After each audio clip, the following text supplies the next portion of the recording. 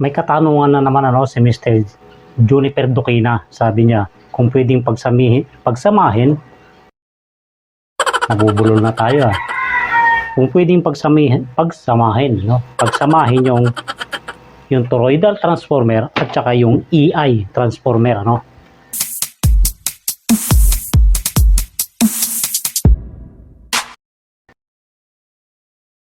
Ang sabi niya sa tanong niya, kung pwedeng pagsamahin tong ganitong klaseng transformer at saka yung ganito, pero parehas naman ang voltahe niya. Sa tingin ko sir, parang hindi yata pwede. Kasi itong EI, mas umiinit ito kaysa dito sa toroidal transformer. Kasi itong toroidal mas high efficiency siya kaysa rito sa yung dating ginagamit na EI. So hihingi tayo ng mga payo sa ating mga master, kung pwede nga bang pagsamahin itong dalawang ito, parehas naman ang kanyang voltahe o parehas ang kanyang amperahe. Yun ang kanyang katanungan kasi hindi ko pa rin nasubukan talaga kung pwede nga pa talaga ang ganitong klaseng parallel connection ng EI at saka itong toroidal transformer na parehas naman ang kanyang output ng secondary, output din ng secondary nitong EI ay parehas sila, pati dito sa kanyang primary. So hindi ko pa talaga nasubukan sir, kaya hindi ko talaga masasagot ng totoo kung pwede nga ba. Siguro mag-i-experiment tayo kung pwede nga lang, kung pwede. Yun nga lang ay wala tayo kasing parehas na specs o parehas na voltahe ng ganitong klaseng toroidal at saka itong EI. Wala tayong sample, magiging sample. Pero sa tingin ko parang pwede naman. Kaya lang siguro baka hindi siya magtagal kasi mas umiinit ang EI transformer kaysa dito sa toroidal transformer. Kasi nagbabase rin ako dun sa sa article talaga ni Rakula. Ito kasi talaga yung kauna-unahang ginagamit nyo yung EI. Ito, huli na lang itong toroidal dahil mas efficiency, ang sabi niya dun sa kanyang article, mas high efficiency itong toroidal kaysa dito sa EI transformer. Although ito yung unang ginagamit talaga itong EI. So hindi ako sigurado kung pwede nating i-parallel connection yung parehas output nito at ito parehas ang output, kung pwede ang parallel connection. Hindi ko sigurado sir.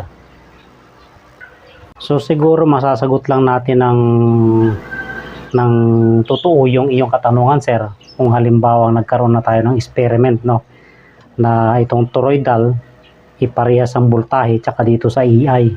So hindi ko sigurado sir. So, siguro hihingi tayo ng mga opinion dun sa ating mga master, hihingi tayo ng opinion kung ano talaga yung kanilang masasabi kung pwede nga bang pagsamahin ng toroidal transformer at saka yung EI, So shout out sa inyo sir, sa inyong katanungan.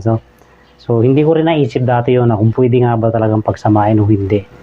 So para sa akin, parang hindi talaga pwede talaga. Parang hindi kasi nga sabi, pwede lang pagsamahin ng dalawang transformer kung parehas siya, kung parehas na parehas talaga siya. Tulad na lang itong amplifier na Kenwood na to na original, EI pa rin ang gamit niya. Dahil ito ay mas nauna talaga itong mga Kenwood amplifier na to. Ito, late nang lumabas ito kasi hindi naman siya kasabay nito ng toroidal tsaka tong EI. Mas nauna talaga ito kaysa dito sa toroidal. Ayan sir, siguro magkakaroon ng kasagutan yung ating katanungan. Halimbawa, kung nagkaroon na tayo ng experiment, maghahanap tayo ng parehas ang voltahe ng EI at saka itong toroidal transformer, para masagot natin yung iyong katanungan. Hindi ko pa rin kasi talaga nasubukan yon. So sana